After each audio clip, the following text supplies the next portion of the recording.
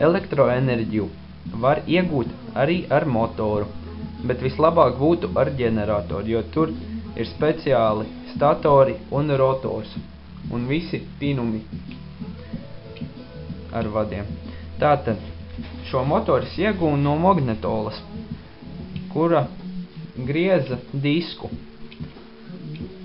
Ja es griežu motora rotoru, tad var novērot, kad rodas elektroenerģija aptuveni 2 līdz 3 volti. Jo stiprāk es iegriežu rotoru, jo lielāk ir iegūtie volti. Jo lēnāk es iegriežu, jo iegūtie volti ir mazāki.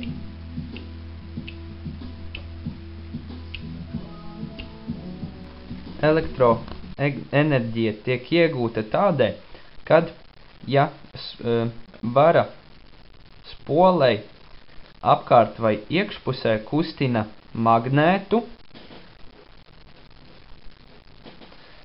tad spolē rodas elektriskā indukcija, kas arī izraisa elektronu kustību.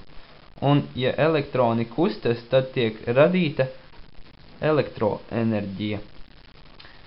Tālūk arī rodas elektroenerģija.